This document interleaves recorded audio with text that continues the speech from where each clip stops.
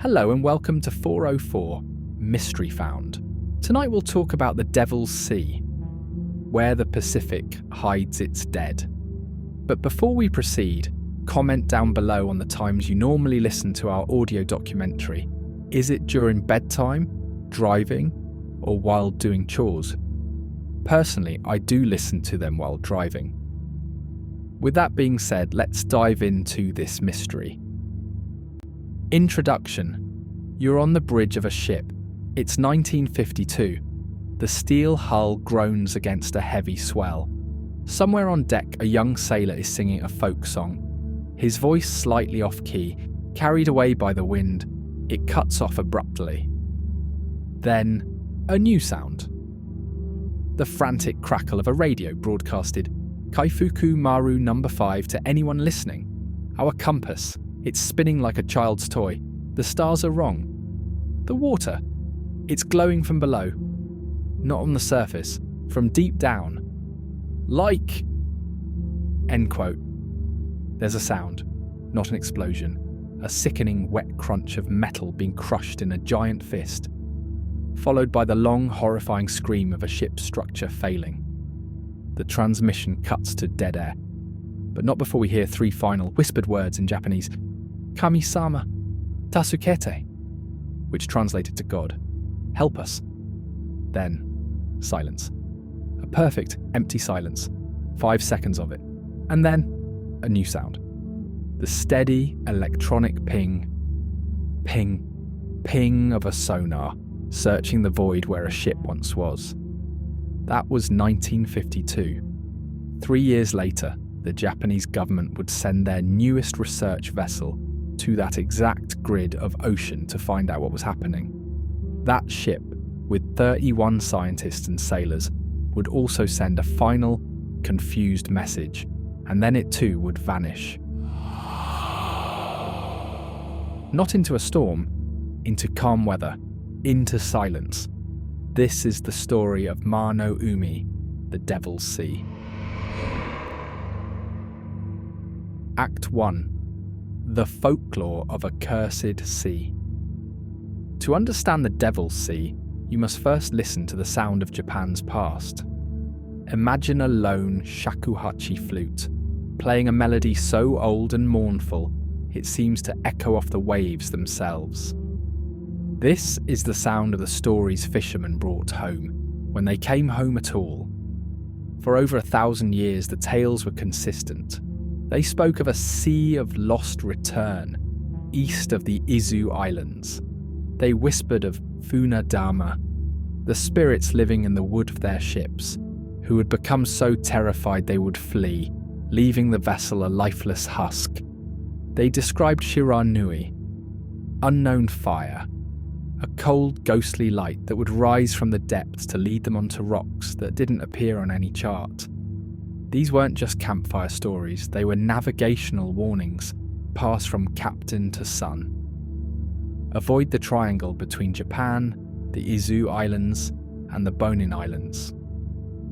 The water there is fukai, a word meaning deep but in the spiritual sense, hungry. Now imagine the scratch of a quill on old coarse paper. In 1810, the logbook of a Dutch trading ship, the Zwan, records an encounter. I'll read it to you. Calm seas became turbulent without wind. A foul smell of sulphur arose.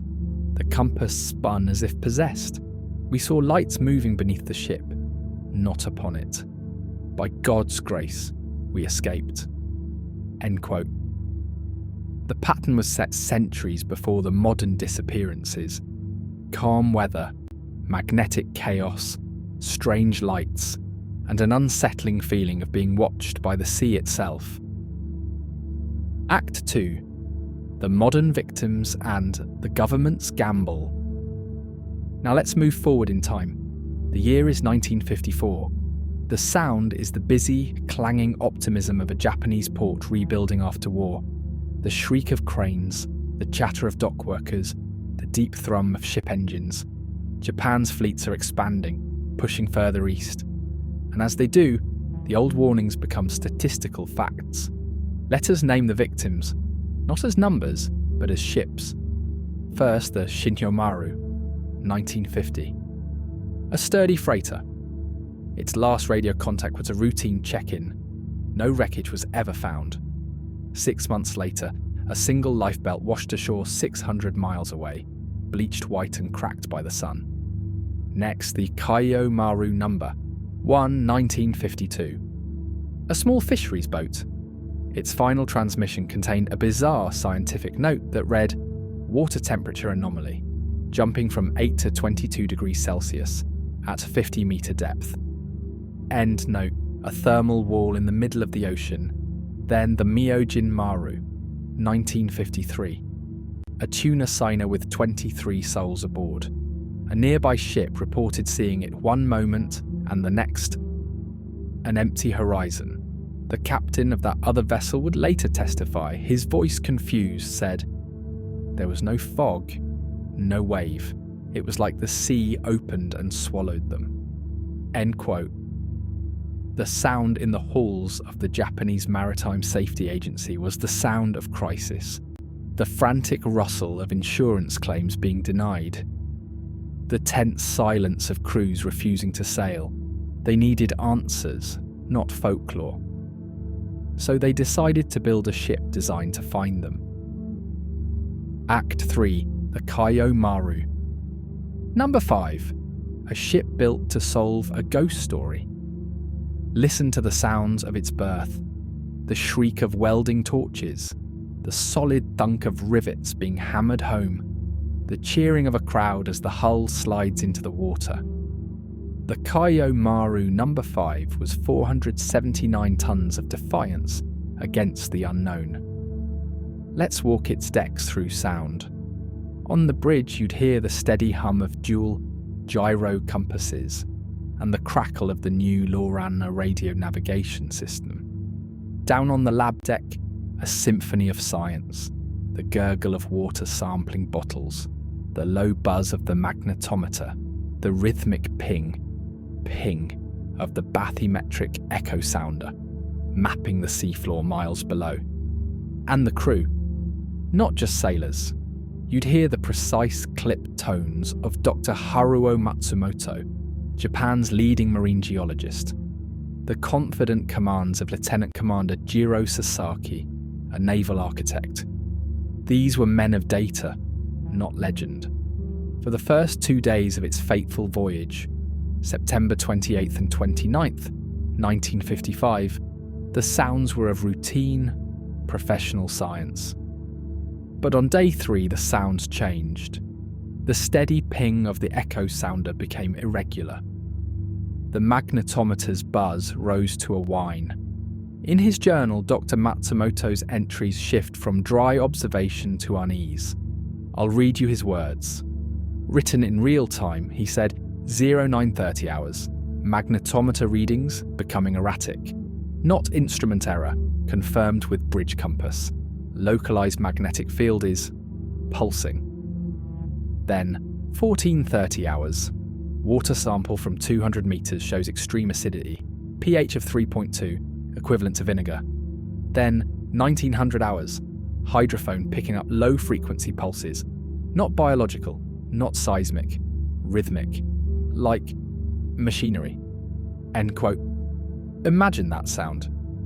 A deep subauditory thump, kannon, recorded on wax cylinders, a sound with no natural explanation. At 2100 hours, the Kaiyo Maru made its final, routine check-in. At 21:53, the radio crackled to life one last time, with the emergency transmission we heard at the start of this story. Then the sound that defines the Devil's Sea, silence. The search that followed had its own soundtrack. The roar of 12 aircraft, the churn of 34 ship propellers, shouted commands over 3 weeks. They found one thing, a single life preserver, dry, not waterlogged, as if it had fallen from the sky. Act 4. The science of the impossible. With the ship gone, science was left to autopsy a ghost. The theories are sounds of cataclysm. Theory 1. the methane hydrate apocalypse. Picture this sound: a deep subterranean rumble as the seafloor slips, then a hiss that becomes a roar as billions of cubic meters of frozen methane gas instantaneously expand, turning the water into a raging froth. A ship caught above it would make one sound: the groan of metal losing buoyancy, and then the quiet of the deep as it's dragged down in seconds. Theory 2. Volcanic suddenness. The sound here is one of pure violence, the superheated steam explosion of magma hitting seawater, a shockwave that hits the hull like a physical blow, followed by the secondary crashes of a localized tsunami. Theory 3.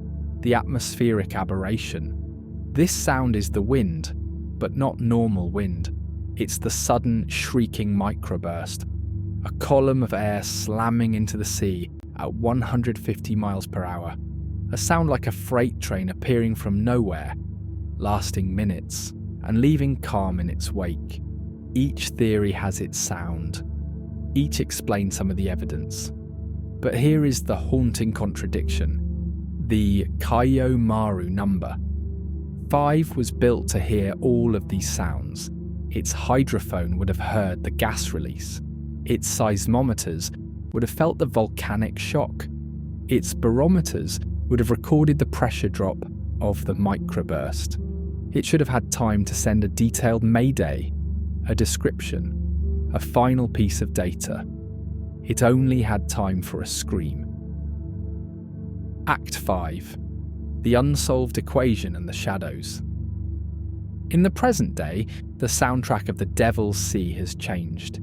It is the digital hum of JAXA satellites passing overhead, the quiet processing of supercomputers at NOAA, analysing deep-sea sensor data. We listen with better ears than ever.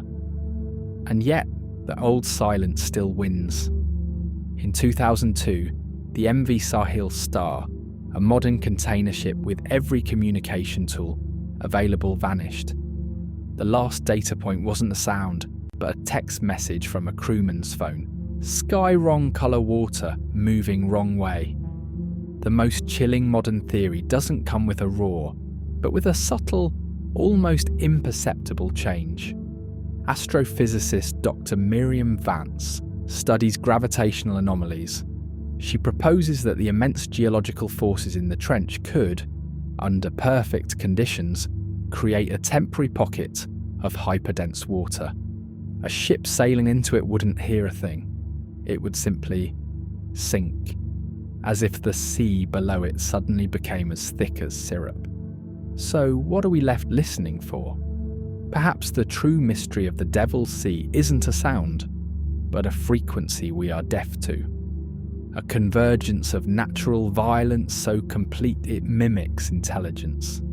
A place where the ocean doesn't just claim ships, but actively erases them from existence. The Kaiyo Maru No. 5 sailed out as a vessel of reason, armed with the best tools to listen. Its final lesson was this: there are places where the sea doesn't answer, it only consumes. And in the end, all that remains is the sound we started with. The steady, lonely, unanswered ping of a sonar, searching the dark.